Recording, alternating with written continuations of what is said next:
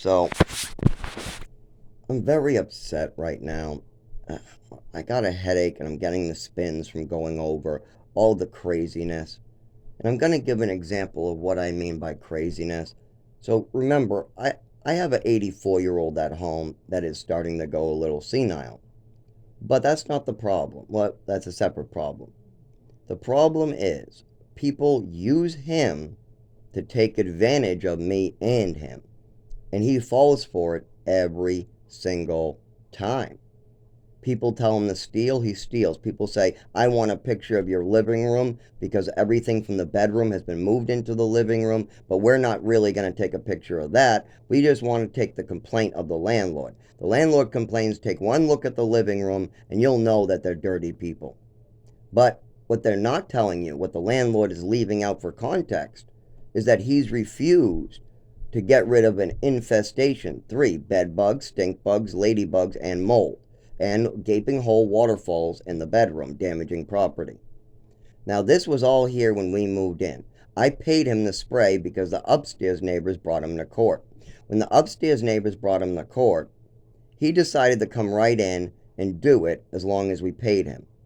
But he now claims that we brought the bugs in, what he claimed in the other court case. But the bug people have been coming to these apartments for over 10 years. So that's before we moved in. So that's all full of shit. Well, I should tell the courts that he's full of shit, right? Well, here is where my roommate fucks everything up. I'll give you two examples. I wanted a lease, okay? I am injured and I am working and I'm going to see a lot of doctors. I call the landlord over and over and over. I tell him I need a lease. That way we have more protections under the law.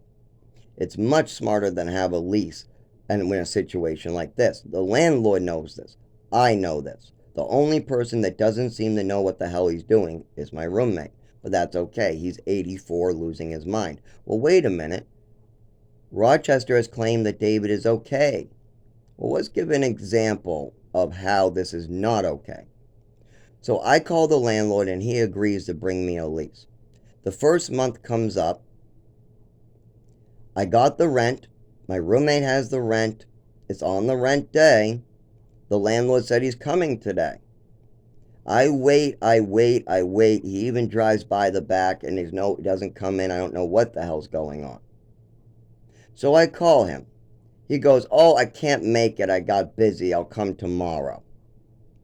Okay, but I work tomorrow. Well, too bad. So I talked to my doctor and I talked to my work. I moved the doctors early in the, oh no, I think it was later in the day at like 4 o'clock or something really late, like last minute. I schedule a ride through one of my coworkers and I say, sure, Bob, come by tomorrow.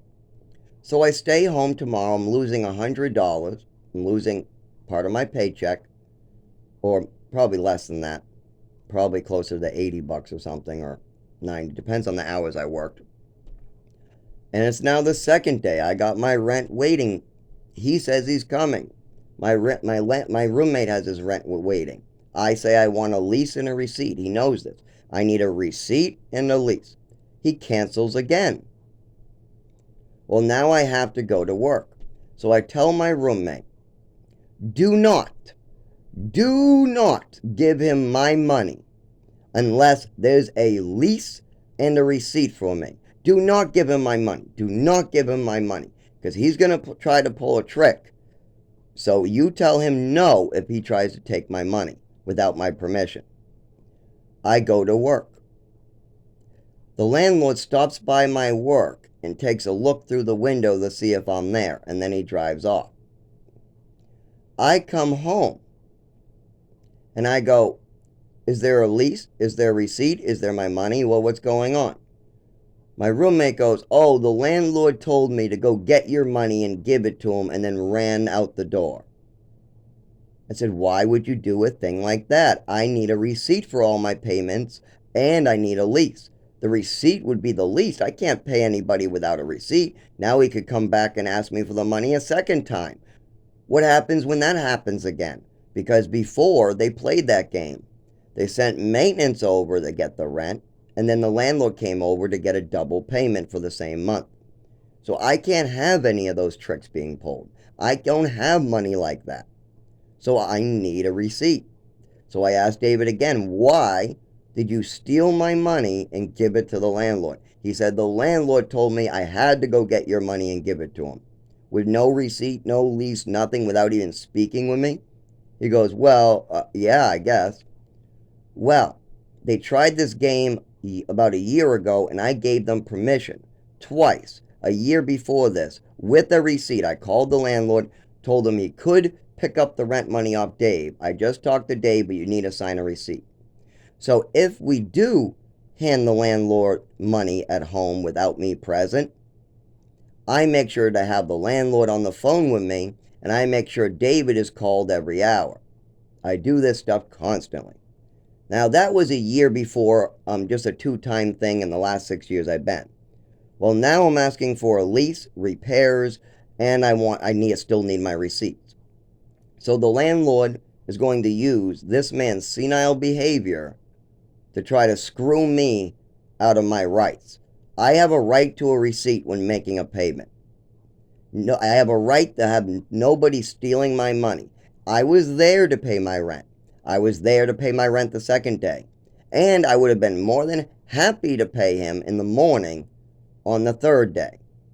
But instead, he's using an 84-year-old who's going senile to get double payments, make sure he doesn't have to give out receipts, making sure that I can't get anything that I need done.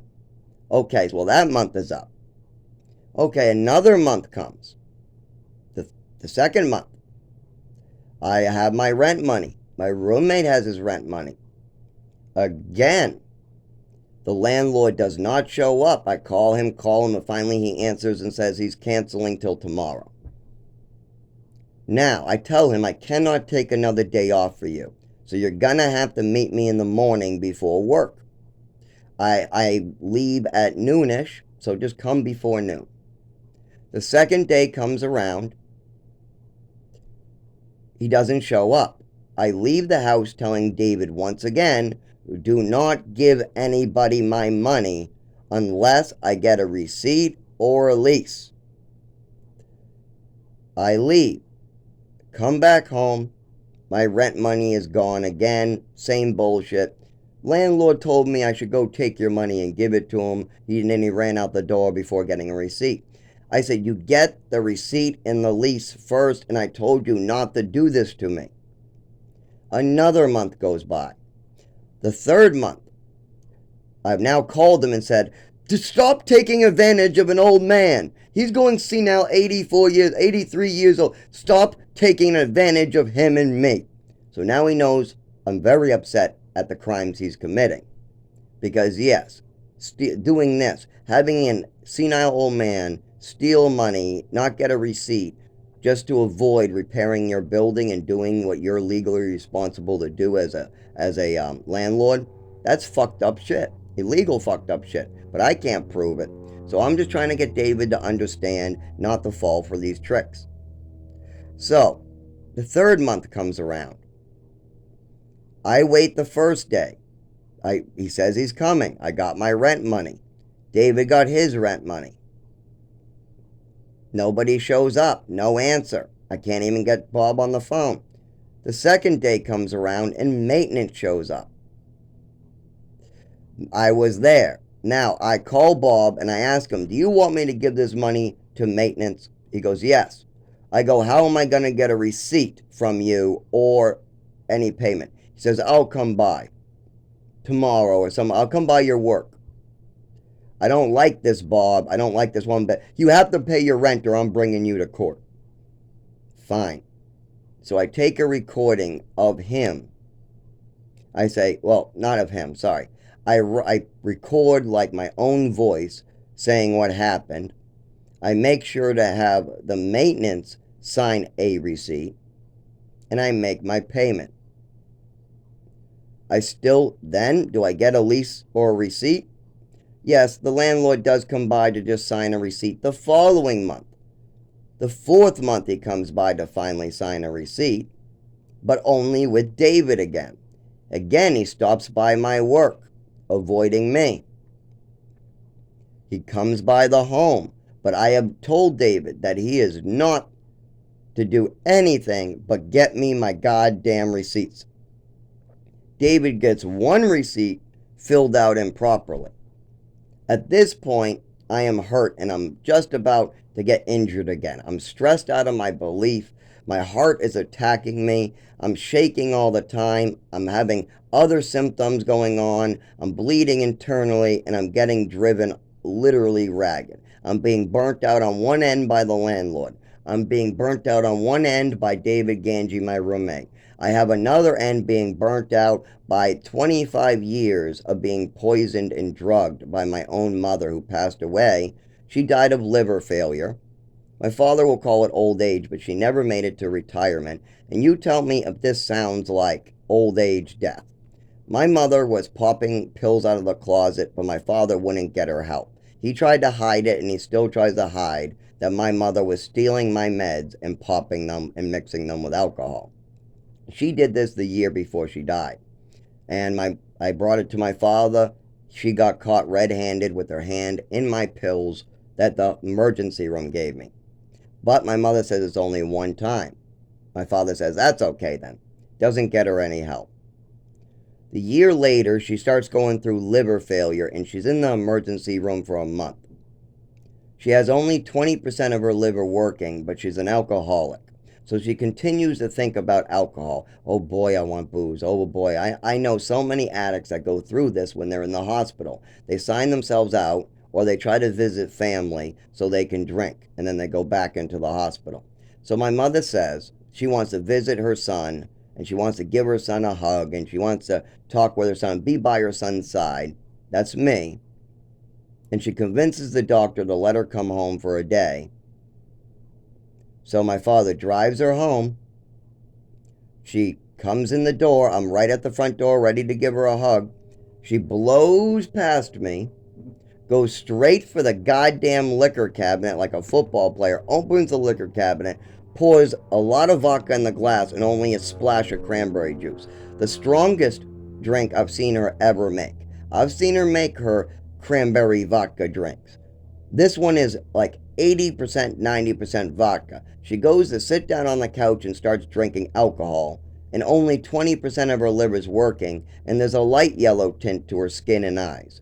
She's about to get a heavy yellow tint, but right now it's a light yellow tint. She's drinking booze, and she's ignoring me trying to give her a hug, and then I have to go tell my father that he needs to stop this madness, which he then whispers in her ear, please stop, which she doesn't, and I just can't watch anymore.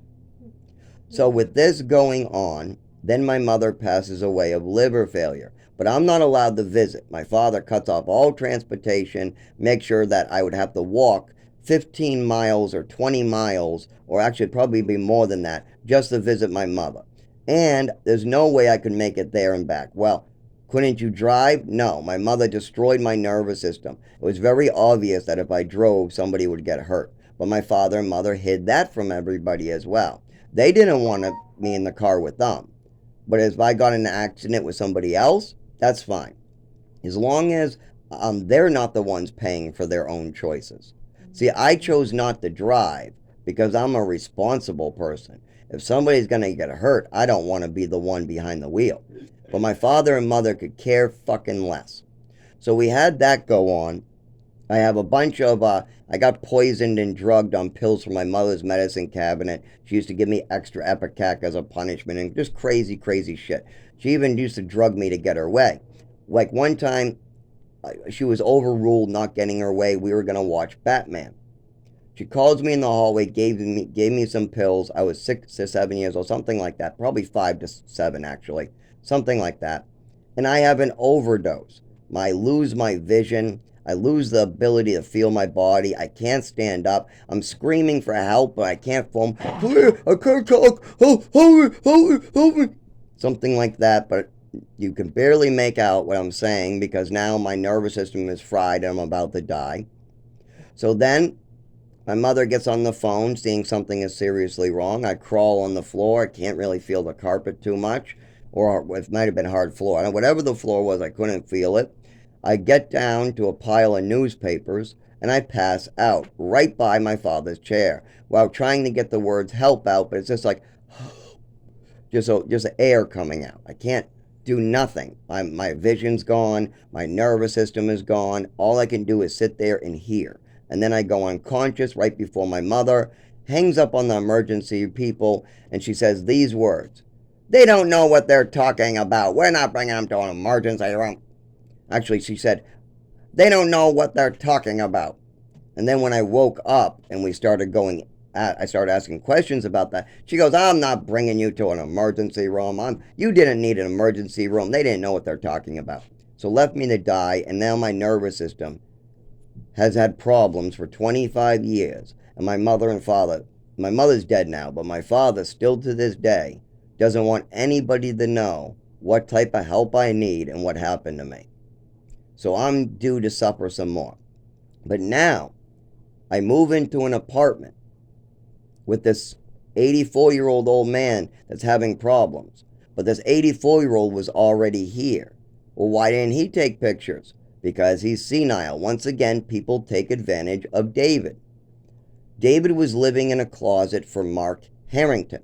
This closet was just a little walk-in closet part of his business. They had a bunch of tools and drywall and bullshit in there and just a cot.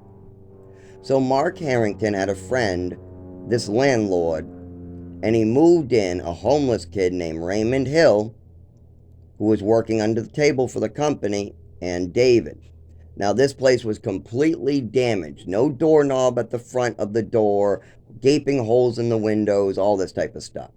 So Raymond Hill refused to pay rent for months, like 2 months, racking up the debt. Mark Harrington and Robert had a plan for this. They knew that this place needed to be fixed, but they were going to put the cost of repairing this apartment on David. I got a phone call that this bad situation had started. It's already 2 months in. There's already a couple $1,000s in debt, things like that. So I go, oh my God, this man is going to get hurt. He is senile. He's dangerous to other people sometimes. I better go up and fix this. Plus, I'm looking for an apartment because Social Security has told me I need a mailing address, I need a phone line, and that's about it. I need to see Social Security and a doctor. Well, in Massachusetts, I'm not able to get those type of things done because I'm living as a homeless man in the woods and in a shelter. So they scrape me off the cement, they bring me back to life, and then send me back to the street. They even try to claim like I want to be at the hospital. No, I just want to stay alive. I keep on freezing to death during getting exposure, almost losing my feet, being found unconscious, drinking too much. I even tried to have the hospital Section 35 me. I originally asked my father if he could Section 35 me for my drinking. I just said drugs, but alcohol is a drug, something that he doesn't understand because he drinks all the time, so he couldn't be on drugs because I just drink a lot. That doesn't mean I'm a drug addict. So, you know what he does? He goes, well, if we do you this big favor by putting you into prison, then you owe us. That type of attitude. I'm going to owe my father. They're doing me some type of big favor by maybe putting me in prison. And then I realized with my father acting like this, that's exactly which side I'm going to go. 90% of everybody who gets Section 35 goes to the prison psych part. They have a psych part that's worse than the prison itself. Everybody I've heard from that side of the prison told me it's worse. You don't get canteen. They said they make it as miserable as possible so you never come back. I realize this is exactly what my father's setting up for me. So I asked the hospital to Section 35 me instead. They do. And guess what? Not only do I get off the alcohol, they find me an epilepsy medication for the alcohol withdrawal that I find works for my actual disability, my neurological disorder that I'm still trying to get looked at. I realize that this epilepsy medication called Triliptal can be used when I'm not drinking at all for years and years and years and years to give myself actual movement of my limbs and body when out in the cold. My speech comes back a little bit. because I lose the ability to speak at times. Now, police officers saw this, teachers saw this during childhood. Hundreds of people have seen my disability. They just don't understand what it is because my father and mother lied so much. So nobody has any idea what's wrong with me, except I do now at the age of 32. Because I've spent 25 years trying to figure out why I can't move my arms and legs at times, why I'm on the wake up on the ground all bloody, why people say it looks like I just had a seizure, why doctors at the ambulance say I had a seizure, why alcohol and Ativan and Triliptal and gabapentin all seem to work on this disease. Why would Triliptal, epilepsy medication, gabapentin, alcohol, and benzos work for a disease that I've had since childhood? Yes, they work during childhood too. They put me on benzos during childhood, and they worked so well that I wanted to experiment. I was 13 years old. I wanted to take a little bit more to see if I was right. I said, wow, all of a sudden I can move my legs and arms better, but the doctor says there's nothing wrong with my arms and legs, but that's a psych doctor that my mother's speaking to, but I don't know what the hell's going on. All I know is that when I take this pill, I get a little better. What happens if I take two? Oh my God, I get a lot better. What happens if I take three? I'm a lot better. What happens if I take, oh, nope, can't take four. So I'm doing this wrong because I'm only 13 and I shouldn't be doing this. Instead, what should be happening is my mother should be taking responsibility for her actions. My father should be bringing me into a neurologist and be getting me help. But they're not doing that. No matter how much I beg, no matter how much the teachers try to convince them to do the right thing, they refuse to. My mother and father want me to pay so they don't have to take responsibility. Anyway, so I realize that there's medications out there that help me that are usually used for epilepsy, and now I realize that epilepsy comes with seizures. Also, the moving of my legs and arms, the nervous system, the fact that it's in my spine and lower neck, that's not a mental illness. And having an overdose at age 6, that's really fucked up shit. And I start processing this. I start realizing that I don't need drugs. I need to face my problem. So I get this apartment up in New Hampshire. I say, well, this is God calling me. This senile old man needs help. I need an apartment. I need a doctor to get better. So I asked, do you guys have insurance? They say, yes, there's insurance. I said, is there transportation? They say, yes, there's transportation that we can drive you. We're going to have a truck. We're going to have transportation. You'll have insurance. There'll be no problem getting a doctor. And then you can work with Social Security too. Okay. So I look into that when I get up here. But David has so many problems that before I can get working on me, there's always another problem. And one of David, and I guess you could say he's one of my clients, one of David's friends, one of my clients, also needed a place to stay, and he wanted to move up here. So I said, David, is that something you want? David said, yeah, yes, he can work. He'll pay out the rent or get the other, yeah, move him up.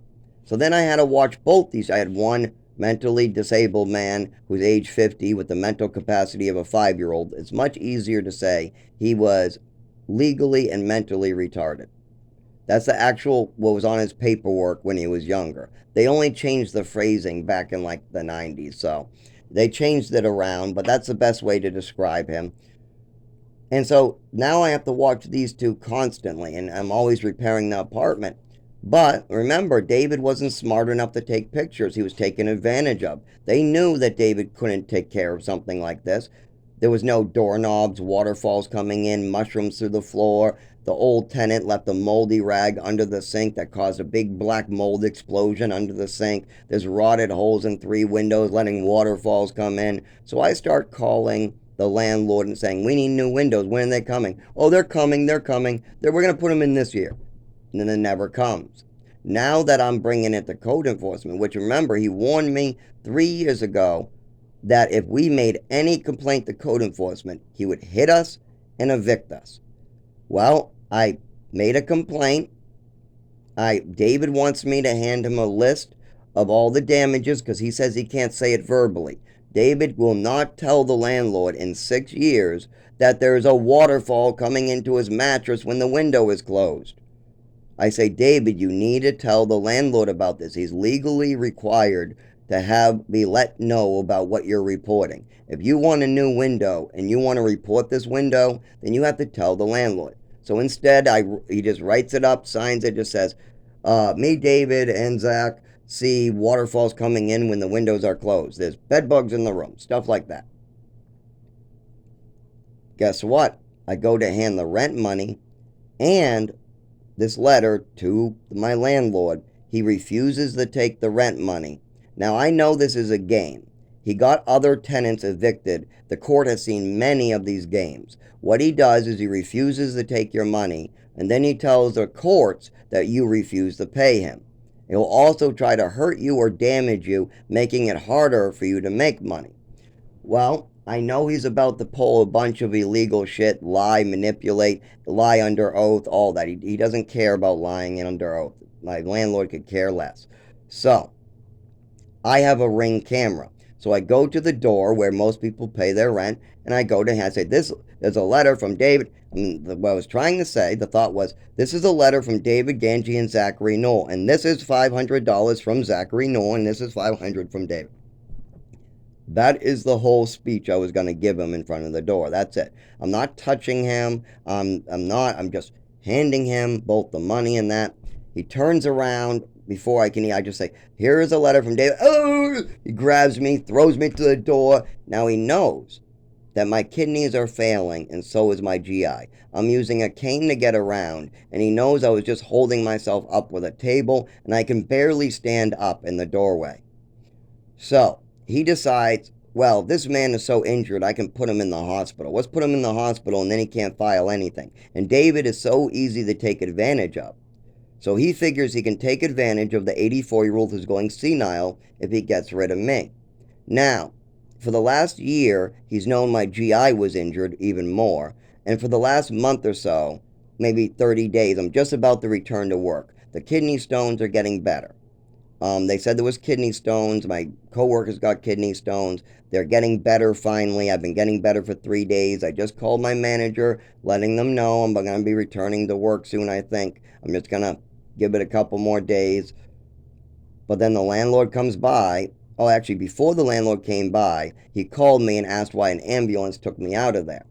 That was for, I think, my roommate falling from the mold inhalation, me going in for my kidneys and the mold. And then there was the kidney before that, just a week before that, I had to take an ambulance or I went down because of the kidneys. So he asked me, why is the police there? I go, they're not. Well, I saw a bunch of police around the building. I go, are you talking about the ambulance that took us out? Because an ambulance took us out of your apartment. That's true. He goes, oh. So he knows we're injured in the I'm injured in the kidney and GI. He knows that my roommate is going senile. He's dizzy and having problems thinking. So he puts this all together as I try to pay my rent. And before I can even finish giving him the sentence or the letter or even the money or any of it, I got money in one hand, I got the letter in the other. I'm trying to hand him what he needs. He grabs me, throws me to the ground, starts aiming. He aims directly for my kidneys and starts kicking me in the kidneys. Then he makes a fist, bends down, and punches me in the GI a couple times. Now, I am in excruciating pain today. Why? Because of this landlord's actions. He has kicked me in injured kidneys and punched me in GI. That can still result in my death. Absolutely. They are not better. I still need to be looked at, and I've been getting bullshit for health care. Well, why is it so difficult for me to get health care? Well, again, my father and mother didn't want to get caught for the original stuff.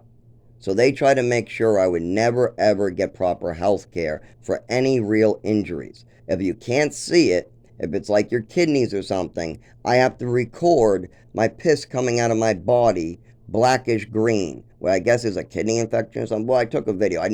It scared the shit out of me seeing my urine. Because first I was peeing in the sink. Because I could hold myself up. I just was holding myself up. And when I was bending, it kind of hurt. And so I was peeing in the sink anyways, and it was gray. It looked gray. So I grabbed the cup, filled it up, and I noticed it was like a blackish, greenish tint to my piss. It was actually blackish green. It was just because on a white background, it's going down the drain. So then I wait, and I get another cup, and I piss directly into that cup on camera. And then I take another video footage of this special urine test cup, showing that it is fresh. It has all the same way you would do it for courts. The same way that people get opiates or prescriptions, or that you go for the court, you can buy a special cup which has a temperature gauge. It has all the chemicals in it, so you can test it for drugs, stuff like that. So you can clearly see there's no drugs. You can clearly see that it's a fresh urine. You can clearly see it coming out of my body. Well, why do I have to go this far? Couldn't I just go to the emergency room? Yes, I went down to the emergency room, and once again, they did little to nothing because of my mother's and father's reporting. So, yes, it's very difficult for me to get health care, even if my urine turns black, even when my GI was bleeding, and then we found blood in my testicles pooling. Still, very little is done for me. Well, the landlord doesn't know about how much difficulty I get with the doctors. But what he does know is that my kidneys are really bad. He's been seeing me walk around with one or two canes. At one point, I had to use two canes like crutches to get around. I'm crawling on the floor all the time because I can't stand up. That would happen for a couple of months. Or I'm struggling to bend down, sit because of the kidneys. I'm having all these struggles. Everybody in town sees this at me. My doctors, my coworkers, the landlord, the maintenance. They all see me hurt. They all know I'm really close to death or something really bad is happening to me. So the landlord decides he's going to throw me to the ground, aim for these kidneys with his boot, and then bend down and give me a good ass punch to the belly. It feels like a goddamn steel toe boot. Honestly, I don't remember his shoe wear, but it certainly felt like a boot or a hard toed boot or something.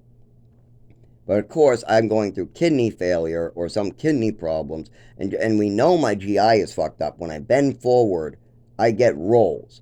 I only weigh like 105 pounds to 100 pounds right now. I'm age 32 and I'm a male. I'm 5'10", 5'11". So weighing that much, you could tell that I shouldn't have rolls when bending forward. But when I go backwards, it looks like I have no intestines. Have you ever seen somebody with their intestines removed? I knew this girl who had her intestines removed. You can see the indent. They're supposed to put padding inside, but this girl didn't get the padding, so you can see this big indent. Well, that's what I look like. When I lay backwards, a lot of times my organs will fly downwards, and it looks like I have no organs in my belly. Well, that's a hernia for sure. And if you don't think I know how to diagnose a hernia, Raymond Christian III had a hernia that was so bad it was causing his groin to overhang, and it was very obvious. I brought him to the emergency room. I told the emergency room, this man has a hernia, you need to fix it. And then I just dropped him off because I'm not looking at a man's privates. Nope, that's disgusting. I take care of these people, but that's the limit. I don't put my hands on them. I don't diagnose them. I don't tell them what medical to get. I just bring them to the doctors and the doctors decide. I call the doctor, hey, I think this man has a hernia. He's going to come see you today. Well, now I'm telling David's doctor that he needs help in ways, and they're not listening to me one bit. That's another problem. Okay, so once again, the landlord is trying to kill me or hurt me or put me in the hospital so he can take advantage of this 84-year-old without me around. That is very difficult. Well, how about most recently? Most recently, I'm trying to get code enforcement here so I can show them the bedrooms, the windows, the bathroom. They called the landlord and they got a speech from him. Now I can tell you what the landlord said about me. Oh, David's a sex offender. Zach is just some fucked up drug addict. Yeah, that's what it is. Now, I haven't done drugs at any time in New Hampshire. I got surgery to have all my teeth removed, and I was on a little bit of opiates for 6 months during that, but I got cleaned up right away. I wanted nothing to do with opiates, and that had nothing to do with the landlord. I went down the Mass. I got off of the Percocet, Vicodin, whatever, and I had all my teeth removed. I needed every single teeth removed because I was having seizures on the side of the road, getting bloodied up on a regular basis during the height of COVID with no buses, no anything. My ID expired, and on top of this, I literally am working 60 hours because my boss says if I don't cover all these people she lost, I'm fired. One day, this is how I left that job. One day, I had a doctor's appointment, and my manager didn't want to work a 14-hour shift. I told her I'm not canceling my doctor I waited a year for just so you don't have to work a 14-hour shift. She said either turn in your keys or come in and work this shift. I turned in my keys and went to the doctor's. Okay, so you have all this shit going on in my life, stressing me out. My heart is pounding out of my chest. I'm still injured with my kidneys and GI, worse than ever thanks to his landlord. Well, do I have any proof I was? Yes, I do. A Ring camera in the front. It clearly shows him kicking me, punching me in the GI. And I sound like a fucking pussy ass bitch. I wanted to fight like I normally do, but instead, I sat on the ground and said, call an ambulance, call the police, call an ambulance, call the police, like a fucking wimp. But I know this landlord's going to lie and manipulate. So it's very important that I just let him kill me. And I do. And I go straight to the emergency room once again. They just write some paperwork down and they release me. They do very little testing on my kidneys. They don't really take much of a look at my GI. And they just release me because I'm supposed to go see the specialist. So I'm still calling the specialist, but I'm going into emergency room in Portsmouth or Manchester. But I found out my insurance company is some of the problem. My father and my mother is reporting for the last 15 years, the 15 years until I was age 19, 20, and all this other shit going on. And I bet they were still, because I had my father as my emergency contact. That way, when I had a seizure or an injury, he could find out what's going on with me. But instead, my father is trying to tell the doctors to cut off all care. Oh, it's a fantasy. It's a red herring. Don't do anything. Don't help him. Don't waste the taxpayers' dollars on him. I don't want you wasting taxpayer dollars on my son. Shit like that. Cut me off. Oh, he's mentally ill. I'll send you mental ill paperwork that I had paid for. Shit like that. Just over and over and over, cutting off medical care. As everybody around me goes, oh my God, Zach, look, you're going to die soon if you don't take care of this. Oh my God, Zach, because I got pictures, videos. I got these injuries that everybody around me sees. When I bled out for 2 days in the bedroom, you know why that was? Because nobody would help my roommate or me. Yes, I had a seizure, hit my face on the side of the fucking table as I went down. Blood squirted on the wall. I was on the ground bleeding. My roommate, because there's an emergency, started having one of his hallucinations or something, thinking I'm one of his ex-wives, or maybe I'm one of these people like Sean or some shit, the people I hate from Lowell. Yeah, there's all these real junkie assholes who used to steal and do things I hated. They stole my meds out of places. They stole my mail. Just awful things. So with that going on, I have no clue what David's situation was with his ex-wife or these other people that he obviously is having sex with. But I'm on the floor bleeding out. I try to get to the mattress. I get to the mattress. I sit up. My roommate comes in. I go, get an ambulance for me. He starts trying to get some bag of some water and a cloth ready. Starts trying to wipe my belly with that shit. Licks out my ear, puts his hand on my chest, and starts pushing me back, getting ready to have sex with me. I flip the fuck out. I might not have a brain that works. My brain is swollen. I'm bleeding all over the place. I just had a seizure, but I know what he's about to do. So I start, oh, I roll off the bed and say, get the fuck out. Get me an ambulance. Get me an ambulance. Because of that, because I yelled at him to get me an ambulance and not to molest me, now he's left me. He says, leave him to bleed out. Leave him to bleed out. He leaves me to bleed out in the bedroom for 2 days. Raymond Christian III, who is retarded, he decides that he's going to help me 2 days later, comes by the room and goes, Zach, do you need help? I said, yes, get me an ambulance. He goes, I don't know how to use the phone. I said, I need an ambulance. I don't think I can do that. So then get me to the fucking hospital. So he picks me up over his shoulder. He starts kind of dragging me down a flight of stairs. He gets me onto the bus. I'm barely able to move, but he's holding my weight, this big giant man who's mentally gone. He gets me to the hospital. I get into the hospital, but Raymond just spouting, I don't know. I think he did drugs, or that guy molested him and licked his ear. I don't know what's going on. I just know that he is on the ground bleeding like those people I know that do drugs. Yeah, when I was in Lowell, I knew a bunch of people that used to fall on the ground, and it was always drugs. So stuff like that's coming out of Raymond's mouth. Me, I barely can speak. I can only make short sentences. My brain is swollen. I can't walk. And I just had a seizure. I've had many seizures for 25 years now. I had a seizure in New Mexico, but I didn't know that these were seizures, and nobody would ever get me help. No matter how many times I have these injuries, no matter how many times I bump in the furniture, no matter how many times my mother plays with my body and acts like it's a doll that she can just force drugs into and play with, I never get help.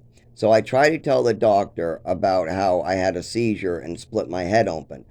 Oh, you had a seizure, split your head open. Okay, that's why.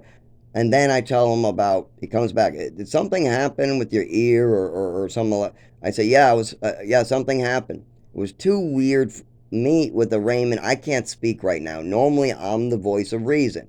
I know what's going on. I'm the healthcare proxy. I'm the caregiver. I'm the house cleaner. I'm the accountant. I work out the budgets. I'm the one who is the secretary. I'm the one who sets up technology for these people. I'm the one who gets them to the doctors. I'm the one who, when there's an emergency, I pass on the information. So now I'm the one needing help, but nobody is giving it. So the doctor releases me, but I can't walk. So they put me in a wheelchair. They bring me into the waiting room, and I'm bleeding all over the place. I can't talk. My brain is swollen. I look like I'm going to pass out. I'm covered in tears because I want to say something, but I can't. So three nurses circle up and go, "You need to go back into the emergency room. You need help getting in." They find out, oh no, the doctor won't let him back in. Why? This man needs help. Well, he says everything's too weird.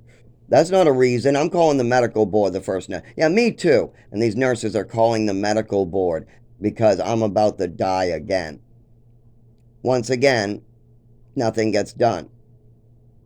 I get home because a taxi driver who's at home on a Sunday hears about this. The nurses call him, not me. I can't even use a phone. I can't talk. So the nurses say, "You got a friend here who said to call you?" Yeah? Yeah, and he needs a ride home badly. Oh, I'll be right there. So he gets me home, and that's it. I bleed out for a couple days. My brain gets swollen. I sleep with a swollen brain, and I get worse. Takes me 3 months to walk and talk again. What do you think? My father made anything better? No. He decided with his new side piece wife, who likes to pretend like she's my mother. She's not. My mother died in 2011. You can look up Patricia, my mother's death certificate if you want.